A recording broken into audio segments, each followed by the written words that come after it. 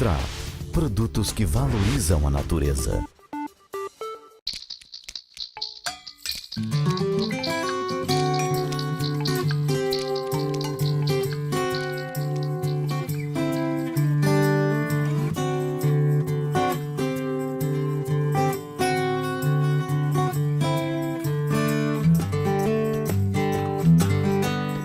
Olá, eu sou Roberto Araújo, da Revista Natureza. Nós estamos aqui no Sabor de Fazenda, que é elas dizem, elas são elas aqui, a gente já vai saber quem, que é um oásis da cidade de São Paulo. E é mesmo, é um local super bonito, rodeado de natureza, de coisas naturais, de plantas, super bacana, chamado Sabor de Fazenda, certo? Esta aqui é a Silvia, esta é a Sabrina. A Sabrina vai fazer um pequeno ritual para começar com um dente de leão, por favor. Se você semear aqui no nosso concreto, será que nasce? E isso é um pouco o Sabor de Fazenda. Nós semeamos no concreto plantas, ervas medicinais aromáticas. Vai lá. Começando. Muito bem. Olha quantas sementes. Olha que lindo. Nada melhor, né, para começar. Silvia, como vocês são irmãs? Irmãs. Exatamente.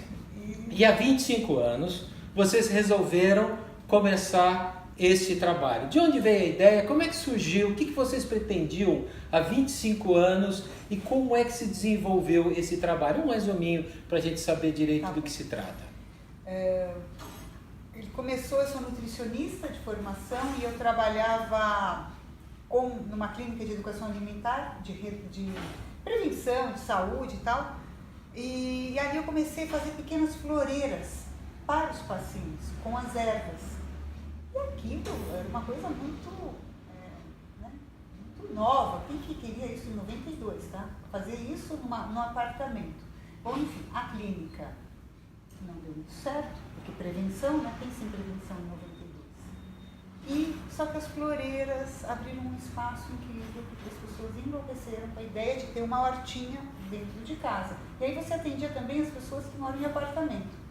E ali estava muito reduzido naquela clínica fazer isso e a gente precisava crescer. Eu senti que tinha espaço para isso e levar isso tudo para as casas das pessoas. E assim começou. Numa casa da Vila Maria, num quintal de uma casa da Vila Maria. E logo nos primeiros anos eu convidei minha irmã caçula, Sabrina, para me ajudar numa feira, que a gente percebeu que tinha um espaço muito grande para isso que a gente fazia. Para você ter uma ideia, Roberto, a gente começou com 15 tipos de ervas e temperos. 15 tipos? 15. Apenas 15. Os mais comuns. Olha, atualmente, a gente fez uma conta. Dá para notificar, porque a gente fez uma contagem que nós somos certificados orgânicos, né? Sim. E aí todo ano tem a inspeção e a gente tem que certificar as espécies. Estamos com 175 espécies entre medicinais, aromáticas, punk e hortaliças. Então é uma começamos com 15 grande. e estamos com 175 espécies. É uma variedade impressionante. Olha, só de uma manjericão, variedade. gente, são 14, 15 manjericões? Atualmente a gente está com 15 tipos diferentes. Mas e Só aquele manjericão gênero... alface, a coisa maravilhosa. Eu nunca tinha visto manjericão alface. Achei muito lindo. Aquela folha enorme. Mesmo, É uma folha né? enorme e realmente parece uma folha de alface crespa. É uma folha, porque no pote elas ficam menores, mas essas plantas no chão, o tamanho de uma folha do manjericão é desse tamanho. Manjericão alface, o manjericão gigante é um espetáculo. E o que é muito legal, como as pessoas sabem que a gente trabalha com isso, que a gente gosta das variedades e tal, todo mundo quer trazer uma espécie diferente, uma espécie nova. Então esse espaço aqui da Vila Maria ficou pequeno, porque as pessoas trazem presentes pra gente, né? Então, tem uma senhora libanesa, ela chegou aqui, ela falou, vocês conhecem o manjericão libanês? A gente ainda não conseguiu multiplicá-los, mas ela trouxe do Líbano, na mala dela, aquelas histórias, uma mudinha do tal do manjericão libanês. Ele tá lá na nossa bancada ainda de presentes pra gente replicar. Então é assim que as coisas vão acontecendo, as espécies vão chegando. Começamos com 15, agora com 175, por quê?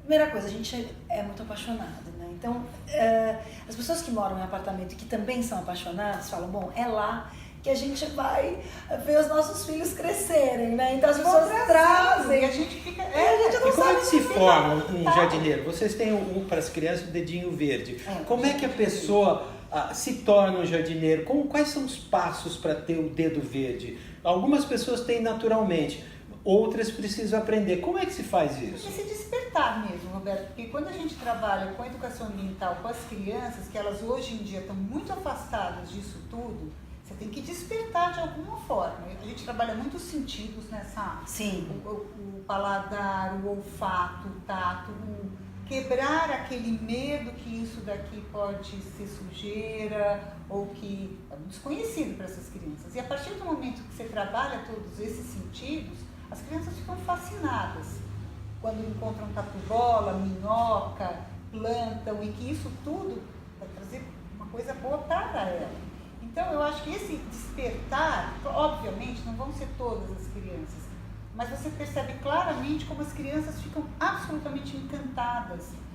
E conectadas. E conectadas. Porque as crianças das grandes cidades estão sedentas por natureza, né? Então, não tem, né, nas escolas, na própria casa, eu moro em apartamentos. E mesmo esses condomínios, os apartamentos, tudo é muito certinho, né? Então tem o espaço da horta, tem o espaço do futebol, tem o espaço... Então não tem esse jardim, esse caos, né? Ou brincar na rua, né? Ou brincar na rua, né? Também. Brincadeira de rua. Tá faltando, né? Isso. E aqui elas podem vivenciar as conexões de natureza no jardim. Então, é a teia de aranha que tá lá, e a aranha é nossa amiga. Ué, por que a aranha é amiga de vocês? Não, a aranha a gente tem que matar. Não, porque a aranha nos protege das moscas, dos mosquitos. Então deixa a aranha lá. E aí as crianças começam a olhar com outro olhar para aqueles seres da natureza. E ao final, as crianças levam para casa um vasinho com ervas. Ou trevo de 4 folhas para continuarem isso que elas começaram a... Tem formigueiro aqui, não tem marcado? Se me ocorre assim uma pergunta, se o brasileiro acompanhou o Sabor de Fazenda, ou o Sabor de Fazenda acompanhou o brasileiro? Porque eu acho que nesses 25 anos, isso. o paladar e o olfato das pessoas evoluiu muito. Sim. A gastronomia também mudou totalmente. 25 anos atrás era arroz, feijão, bifinho. Né? Hoje até por causa... né? Você tinha 20 opções só de... Hoje a gente tem simplesmente aquele restaurante normal, assim por né? peso. O alface, o agrião, arroz. Sim. Hoje você tem uma diversidade absurda de mesmo no restaurante por pesos mais simples, você tem uma variedade de 10 tipos de saladas diferentes. Né? Isso não acontecia 25 anos atrás. Então, como aconteceu isso? Foi o Sabor de Fazenda que foi atrás desse? Ou foi a comunidade que se sintonizou com o Sabor de Fazenda? Olha, mas antes que você escrever, só falar uma... Eu não falei que é o Raul Cânavas, mas ninguém tem dúvidas que é ele. Não precisa da minha apresentação. Faz parte da nossa história. É, o Raul e a Revista Natureza, gente. Pelo amor de Deus. A Revista Natureza, nossos parceiros de tantos anos, né? Roberto, como vocês... E eu estou com você desde que vocês se iniciaram. Nossa, Raul... Éramos meninos todos, né? Éramos meninos. Mas realmente houve uma revolução no paladar e na maneira de se vincular com as plantas. E no repensar a vida mesmo. Hoje as pessoas, elas querem trazer isso para as próprias casas. As pessoas estão muito mais cuidadosas com a saúde da sua própria família, o colher, o plantar em casa. Acho que está todo mundo muito cansado. Você não acha, Silvia? Eu sinto que as pessoas querem trazer um pouco para casa e com isso, respondendo até a pergunta do jardineiro, a hora que você traz a criança para também ajudar a cuidar, sabe, de você cuidar da horta junto com o pai, com a mãe, enfim, com a avó, você de uma certa forma está despertando na criança, puxa, então a cenoura vem daqui, não vem tudo bonitinho no pratinho, demora 3 meses para nascer uma cenoura, E aí a gente vai entendendo junto com isso tudo, esse tempo, que é um tempo que a gente está precisando hoje. E esse tempo que a gente, o tempo inteiro trabalha com as crianças é a paciência.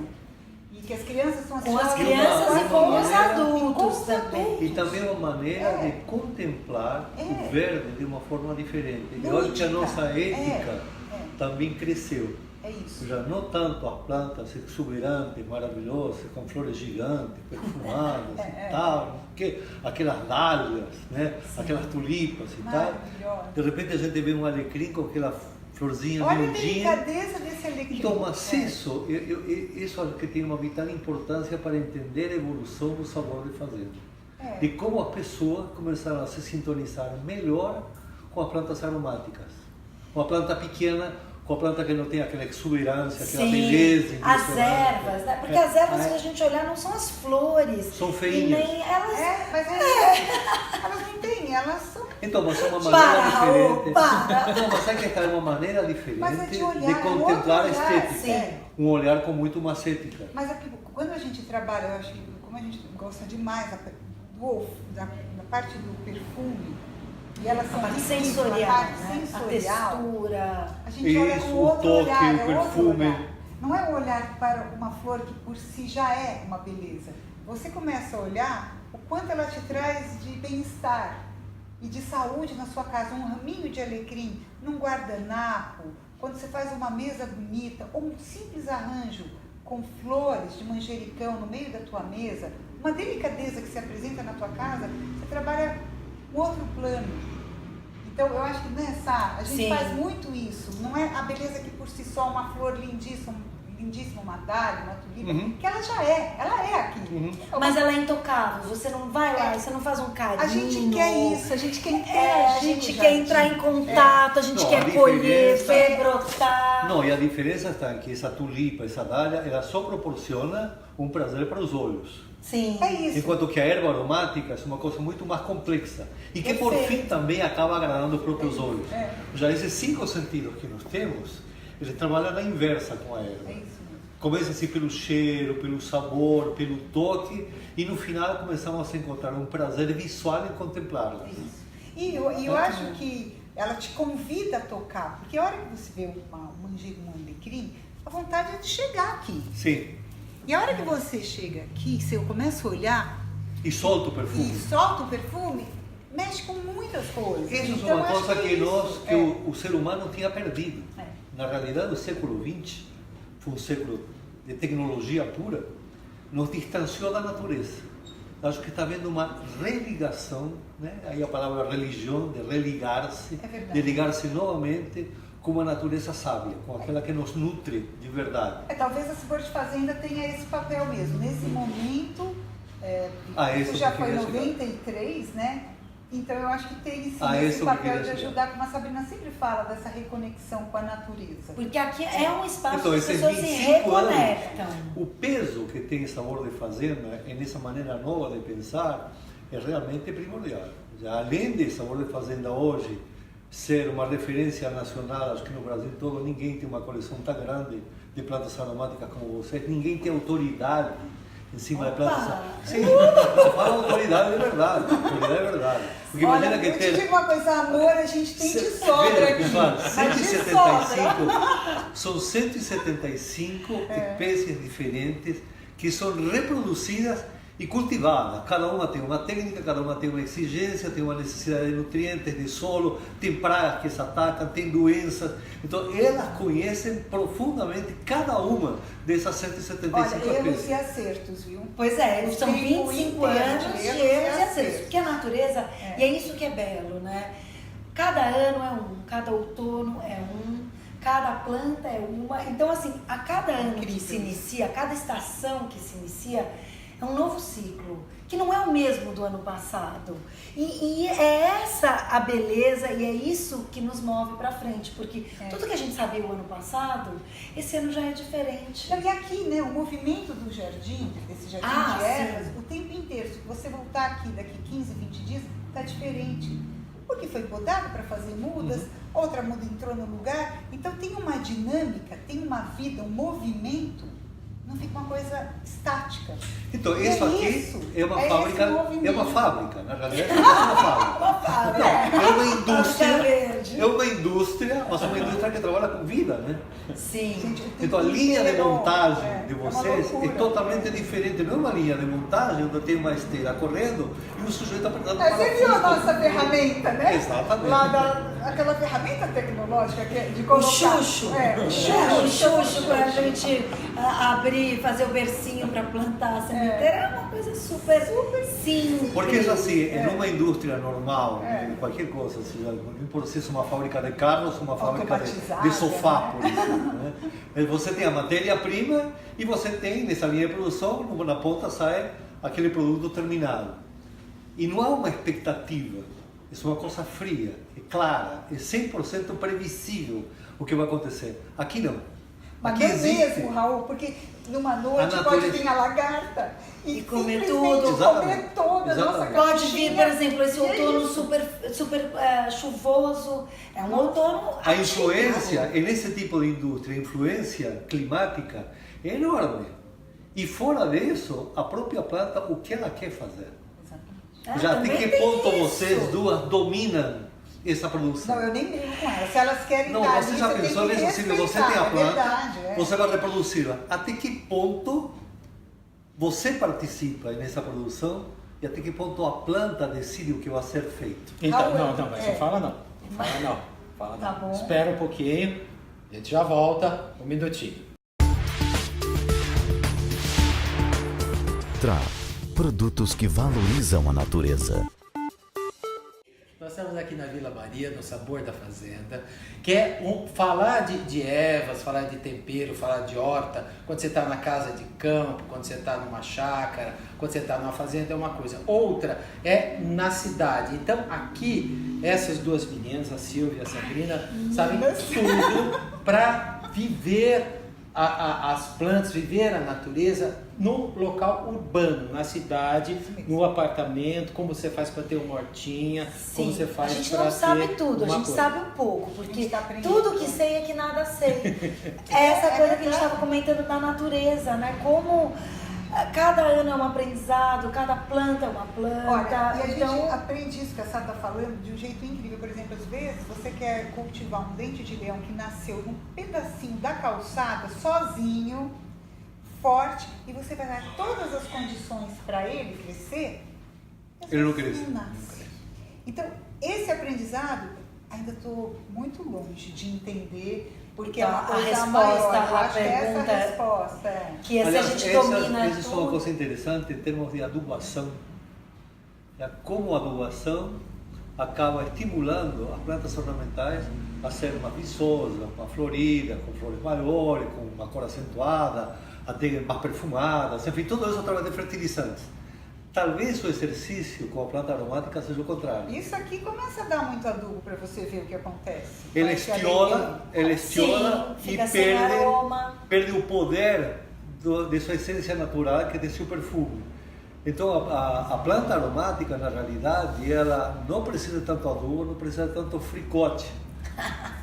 Então, como é isso, essa excesso produção? de Como é que é produzido? Aprendizado, a gente foi aprendendo no decorrer. Quando a gente É o sofrimento percebeu, que faz a planta ficar É o perfumada. sofrimento que faz a planta ficar Sim. perfumada, ela desenvolve os óleos Sim. essenciais. Sim. Isso a gente foi aprendendo Nossa, com o tempo. correto. E tem coisas, por exemplo, a capuchinha. Vocês conhecem aquela flor comestível? É uma punk também.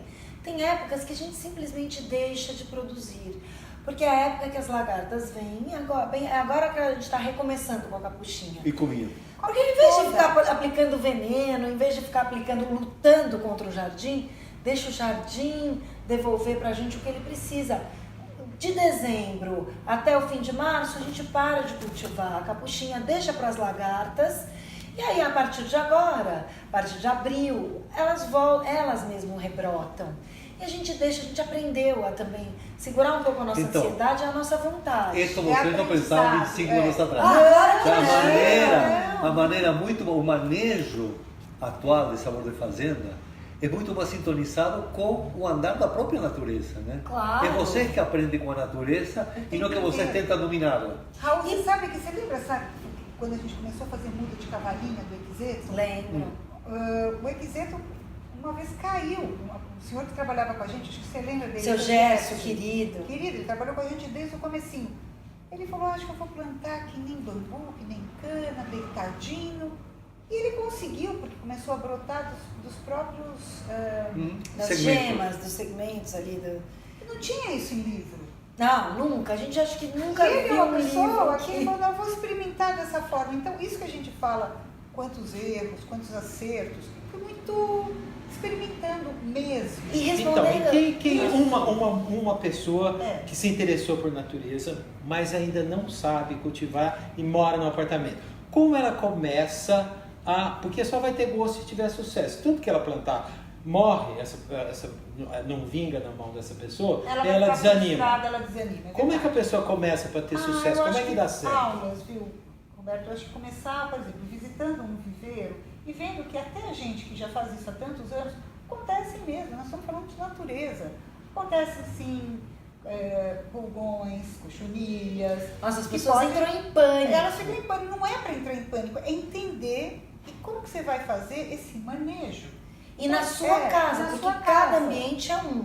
Então, por exemplo, se eu não tenho sol nenhum, mas eu quero ter um hortelã ou quero ter um manjericão. Olha, você pode fazer lá embaixo do prédio, porque no seu apartamento você vai ter uma avenca, você vai ter uma orquídea, mas você não vai ter um manjericão, porque o manjericão ele precisa de sol. Então você tem que entender qual é a sua condição e aí ver o que você quer e dentro do que você quer o que é possível. E se as vivências são prazerosas, então quando a Sil fala, quando a pessoa vem aqui no viveiro e tem uma vivência, ou as crianças, ou faz uma aula com a gente, e a vivência é prazerosa, ela vai querer repetir na casa dela. Ela vai querer continuar. E ela já se conectou com a gente, já tem todos os canais onde ela pode buscar informações. Bom, o meu manjericão não está indo muito bem, o que eu posso fazer? Será que é falta de sol? As meninas me falaram, precisa de sol. Estou vivenciando uma falta de sol. Aí ela desce, leva o manjericão para um lugar que tenha sol. E aí ela tem o sucesso que ela precisava e isso dá uma alegria para ela. E aí ela vai continuar cultivando, talvez não dentro do apartamento, mas ela se conectou com outras pessoas do prédio. Porque, gente, o que aconteceu? Aqui virou um viveiro escola. Então, hoje, as pessoas têm acesso, não só, não consigo ir até lá. A gente tem blog, tem site, tem canal no YouTube. A gente entendeu que não queremos só fazer a venda de uma muda. A gente quer que as pessoas continuem fazendo nas suas próprias casas. Ou seja, para que continuem, elas têm que entender o que elas precisam fazer. Elas têm que ter Então, para entender conhecimento. isso, você sabe que aí, assim, a gente pegando esse gancho, indo um pouco assim o território da geografia, né?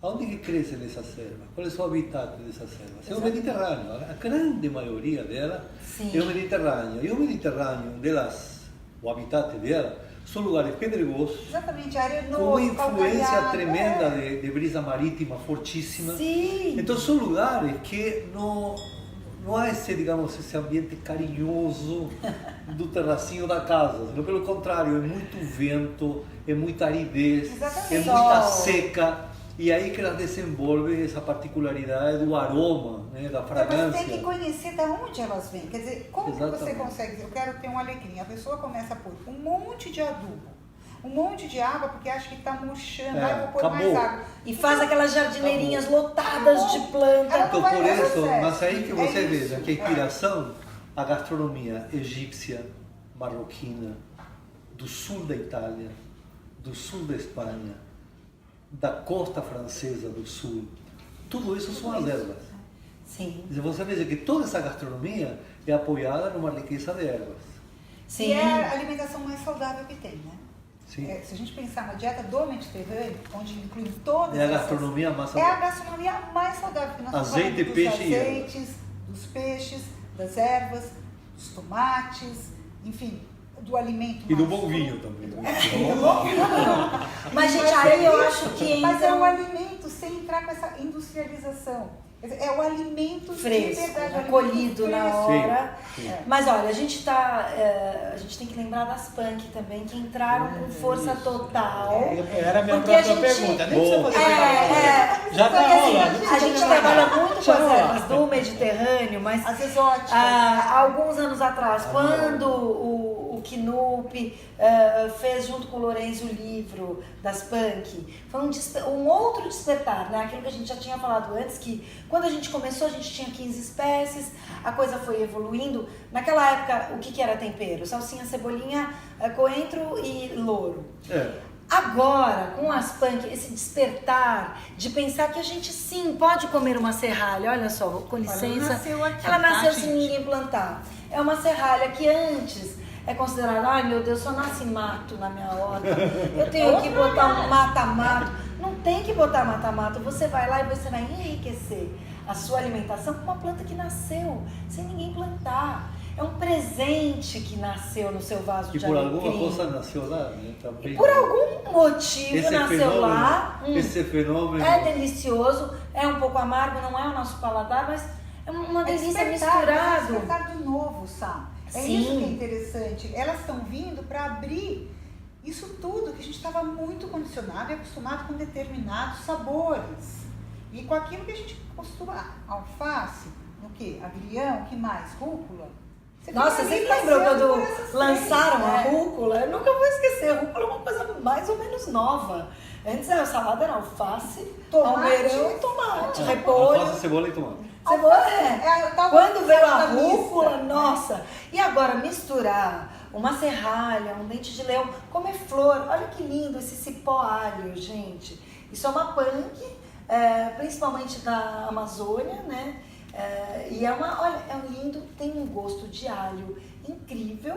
Você pode fazer uma trepadeira linda, vigorosa e com sabor de alho. Quando você ia pensar de comer uma flor com sabor de alho? Você faz um canapé e coloca isso aí? Come, é delicioso. Você falou que não era comestível, hein, Raul? Essa é comestível. Não, você tem, Sabrina, muita gente que morreu já na floresta de fome por não saber o que comer no meio do mato. Cheio de comida e a pessoa morreu de fome na floresta. Por isso que é tão importante esse despertar das punk, porque elas veem as plantas alimentícias não convencionais, acho que o pessoal de casa sabe que é uma febre, todo mundo a gente fala muito disso, a revista Natureza já publicou uma, duas, a Vegetarianos então, muitas vezes, e a gente antes realmente, mas pode comer, não pode comer flor, mas já se viu? Até a tagete, né? A gente pode comer até tagete, meu Deus! Acho que o Raul conhece o professor Furlan, Marcos Roberto Furlan. Ele Sim, é agrônomo, claro. professor Sim, da secretaria, claro. enfim. A primeira aula que eu tive antes de abrir Sabor de Fazenda foi com o professor Furlan. É fantástico. E ele é fantástico, um professor incrível. E ele apresentava nas aulas dele os matos comestíveis. Matinhos comestíveis. Então eram os matinhos comestíveis. Então a gente já... Indicadores de solo, mas que enriquecem. Indicadores de solo, já peguei agora. Indicadores de solo, solo rico em matéria orgânica, solo ácido, enfim. Então, a gente mostrava para os nossos alunos e isso, a gente, né, nesses 25 anos, a gente olhava para isso sempre com um respeito diferente. Quando veio o trabalho do Knupp e do Lourenço, ele veio, uau, que bom. Ele veio empoderando os matos, né? Dando poder, deu uma calma para a gente, porque até então era muito uma coisa popular. Vamos esclarecer que Knupp, né? O Knupp foi o introdutor, talvez. Ele é biólogo, né? Biólogo do Amazonas. Exato. E, bom... E ele escreveu esse livro com o Lourenço, ele né? come tudo que ele vê com folha. Nossa, eu fico até em pânico. Quando eu vejo o Knupp comendo, eu falo, meu Deus, alguma hora vai... Com o Lourenço já deu muita risada. Com o Lourenço já deu muita risada para ele não ter uma intoxicação. Ele teve muitas intoxicações. Claro, Ele intoxicado gente, porque o que não é comestível é venenoso, né? Pois é. E aí não vem isso com uma bula O do lado. estômago desse nosso amigo deve... Então ele está Não, mas é sempre assim, com cuidado, você pega um pedacinho, põe na língua, vê se dá picância, se fecha a garganta. Sim. Fechou a garganta, para de comer. Imediatamente. Olha que interessante, isso me ocorreu agora. Como está o contato de vocês com o chefe de cozinha? Muito maravilhoso. Porque o que ele se queixa, por exemplo, o virar. Knupp fala isso. Ou seja, por que isso não entra no cardápio do restaurante? E que não é uma produção. Então vamos lá, O problema é uma produção. vamos entender um pouco mais disso. O que acontece? As plantas alimentícias não convencionais, o que é interessante saber é o seguinte, aqui eu posso ter uma punk que não é punk em outro lugar. Sim. Então, exemplo, vamos pegar a Ora Pronopis, Sim. que é super conhecida em Minas Gerais. Lá não é uma punk, ela é uma planta convencional daquela região. Ela torna-se punk no lugar onde ela não é conhecida. Tá. Nordeste e tal. Aí São o que Paulo. acontece? A produção das punks, ela é pequena, ela é caseira, não é uma coisa que, a partir do momento que começa a aumentar o consumo dessas plantas, por causa dessa divulgação, nos outros lugares, você acaba tornando aquela planta, você começa a aumentar a produção daquela planta. Então você começa a ter uma maior escala de algo que estava só reduzido a um lugar. E eventualmente lá para frente não é mais punk. Sim. Porque, não sei se deu para entender. Deu. É muito Sim, a interessante taioba isso, a para nós é taioba. punk, mas para Minas, para o Rio de Janeiro não é Não é. punk. Agora, os chefes estão sim muito, eles acordaram também para essa Estão encantados diversidade. com isso. Eles estão cultivando a própria horta, isso é maravilhoso. Que não era de uma cultura nossa, dos restaurantes, Não. era uma coisa muito mais europeia. Inclusive, os próprios chefes iam nas suas hortas. Fiz um trabalho em 94 com um francês, viajando com ele pelos restaurantes.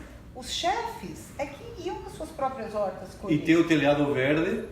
Sim, Normalmente são os telhados verdes. Aonde tivesse. E aqui começou agora não, vai já de algum tempo, essa demanda de terem nos seus espaços, nos seus restaurantes, aonde for, tá?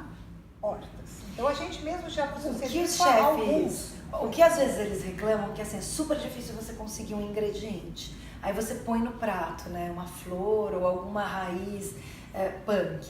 E aí aquele prato volta com aquele ingrediente que o pessoa não cliente não comeu porque ele não conhece. sabe. Ele Então acha que é um enfeite. faltou o serviço do restaurante. O garçom Aí, fala, o garçom, pra comer. o maître, aquela figura tão importante que aos poucos ele deixou um pouco de ser tão importante, ele não é mais tão importante porque o chefe ganhou muito destaque, só que o chefe está dentro da cozinha. Ele não tá O fora. maître isso é que tem que falar, olha, isso aqui é uma punk, isso é uma raiz super difícil de conseguir, o É maître. estranho isso de que o dono do restaurante, o chefe de cozinha, ele não passa isso por um maître, né?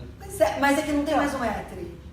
Agora tem os garçons. O garçom, né? Tem Que que seria o passar. garçom, né? Mas isso é tudo muito novo. É isso que eu tô falando. Daqui a pouco Ele já não passa vai mais a entrar revista Natureza, passa. normal. Nós É. ensinamos. Mas, por exemplo, E é você esse falou o da nosso serralha, papel, né? de Você todos falou da nós. serralha. É o divulgar. A gente não cultiva serralha, a gente faz um manejo dos nossos matos aqui.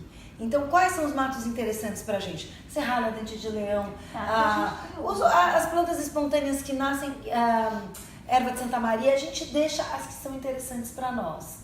E algumas outras que não são tão Mentruz, interessantes, Major a gente tira. Isso não vira comercial? Vira, a gente vende até A gente mudas, tem, mas não é o que Mas não daria nasce para assim. nutrir um cardápio de um restaurante? Ou se daria, dá sim. E você sabe que começou... Porque eu acho que isso é uma preocupação, o Kinupi passou isso para mim. Que a grande preocupação, por que não está nesses restaurantes? É porque não tem produção. Mas Já, então, o Alex Attal, tudo isso, eles curtem pra caramba. mas é que tem Isso- sazonalidade. muitas dessas. isso é Então, tão isso é importante. super importante. Não adianta você ficar ali, nasce, Beldroega, nasce. Ela não vai nascer. Cada época é Por favor, nasce, porque eu tenho que te entregar semana que vem no restaurante X. Não, o vai consumidor ele acontecer. tem que estar aberto à sazonalidade. À sazonalidade. Ele não vai comer só serralha. Ele Então, não tem serralha, mas mas tem tem Não, mas beldroega. é outra coisa. Mas pera um tem pouquinho, há uma major gomes, tendência, e essa tendência está crescendo nos restaurantes em São Paulo, pelo menos em São Paulo, que isso é uma prática muito europeia, da comida do dia. Sim. Do chefe, inclusive do chefe de cozinha, Sim. ele não tem um cardápio, ele sai de madrugada para a feira E o e que ele tá de repente bonito, descobre aquele peixe É e vai ser, esse dia é peixe, né? Ou esse dia não sei o quê. Então você, essa sazonalidade no Tá cardápio sendo respeitada. está começando a crescer, inclusive nos Eu acho restaurantes que aqui no slow Brasil. food teve uma Só, importância, né? o papo tá saboroso, Ai. perfumado, muito bom, mas Acabou? Já! Gente, a gente tem tanto assunto. Vamos bater mais papo. Não tem fim, não é? Então, Tá toda essa é a vida. Silvia, essa é a Sabrina, Alcana, eu vou estar sendo aqui, eu, no Sabor da Fazenda, eles têm tudo perfumado, gostoso, Ai, super que legal, obrigada. é um prazer estar aqui. É um local muito diferente, na cidade de São Paulo, Vila Maria. Muito obrigado, meninos, vocês Obrigada a são excelentes. vocês por essa Obrigada, oportunidade, Raul. para esse bate-papo delicioso com Delicioso. mestres das plantas, né? Pra gente, assim, é um orgulho estar aqui com vocês, dividindo um pouquinho do nosso conhecimento e pedir para as pessoas virem, conhecerem, levarem para as casas as mudinhas para fazerem os jardins. Vamos de plantar, ervas, né, Sá? punk. Vamos fazer Vamos hortas, plantar e pequenos deixar espaços, crescer, não interessa, né? deixar crescer. É isso aí. Vocês viram que são uma simpatia. Beijo para vocês, um grande abraço.